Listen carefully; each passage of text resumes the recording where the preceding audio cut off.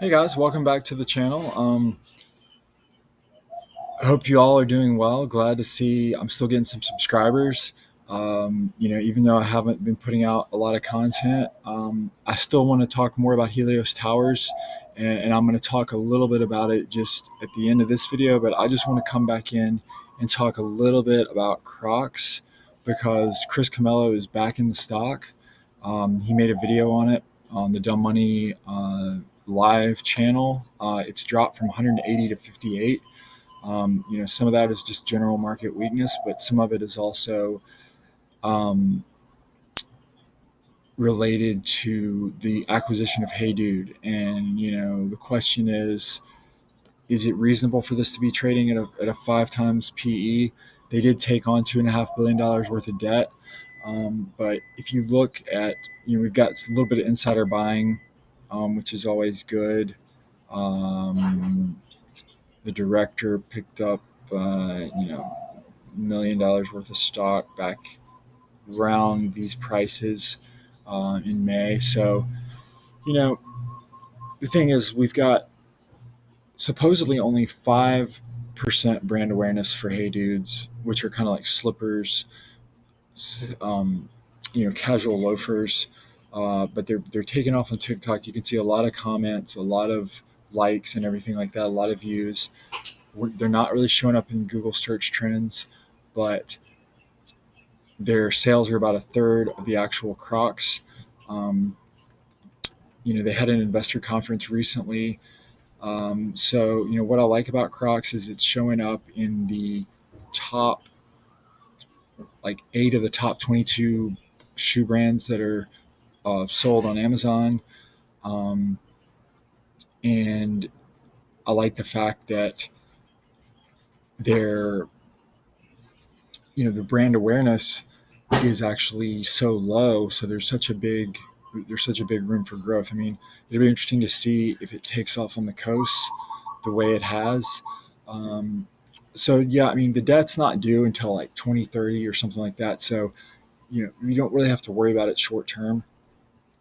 Um, they said, looking at the last quarter, uh, both Crocs and Hey Dude was 47% on a constant currency basis revenue growth. Crocs brand grew 22%. Hey Dude exceeded our expectations. Um, Revenues were up 81%. The Crocs average selling price was an increase of 19.6, driven by price increases, reduced promotions and discounting, and the little charms that you put on the Crocs, the gibbets. So, it could be that maybe the inventory will get too high. Maybe people won't buy as many Crocs now that inflation is coming and, um, you know, times are getting a little tighter with gas prices and stuff. We'll have to see. This is not, for me, a super high conviction. I do have a small position, not financial advice. I don't understand why you have to say that. I've never heard of anyone getting sued for giving financial advice. But take a look at Crocs, see if it makes sense. Come into the Discord, talk about it, and we'll see whether it's a value trap or whether it could really get back to its old all-time highs or something. I think, if nothing else, your downside is somewhat protected. I know it sounds a little funny to think of something like Crocs as having downside protection, but it's the value is really pretty reasonable. So I'll keep an eye on the stores and do some channel checks and the momentum, and maybe get ready to get out if it seems like things are changing. But I like the story. Chris likes the story, and I do like to clone a little bit, like Monish Pabrai talks about. He says only 1 to 2% of humans are good at cloning. So think for yourself, but a little cloning is also good. So, and then on the other things that I've been thinking about, I've been thinking about Poland actually. I mean, they're the fact that they're trading at cheaper valuation than, like, relative to the rest of the quote emerging market stocks. Um, it's really strange to me how, like, I mean, their life expectancy is like equal now to the U.S. They're being treated as if they're like a third world country. I realized a lot of the major companies are state owned, stuff like that. So they're not really shareholder friendly. But I think Poland is a place you want to look right now.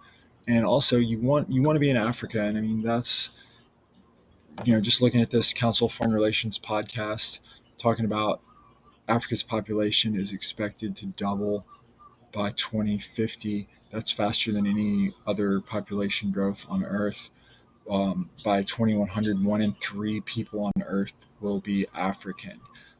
We also talk about um, the young age. Uganda, I think the median age is like 15, 16. Nigeria, it's 18, 19. So all these people are going to want cell phones. If you don't like Jumia, I get that. I don't see how Helios Towers is not going to do well as long as they continue to execute. IHS, I mean, if you have another way to play this, that would be great. But I would like you to think of any other place that's had this type of population growth where market gains have not followed.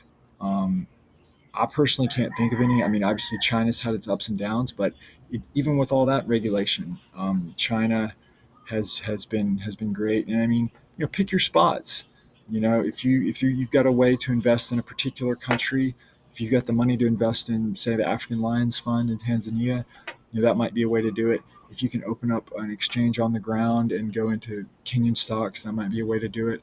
The Wandering Investor talks a lot more about like specific opportunities, but for me, just using interactive brokers, I think Helios Towers probably makes the most sense. Jumia has the best chance to be a 100 bagger, but I guess it could also be a zero. As much as I hate to say that, I don't think it will be. But anyway, guys, hope y'all are having a good summer. Hope the market isn't stressing you out. Hope you're living your best life. I'm trying. I'm falling off a lot trying to learn how to surf, but having fun, getting up a little bit. So I will see you guys in the next video. And, let me know down in the comments, do you have something that, you'd like me to talk about? More Africa, more social arb, something else, book reviews. Anyway, peace out.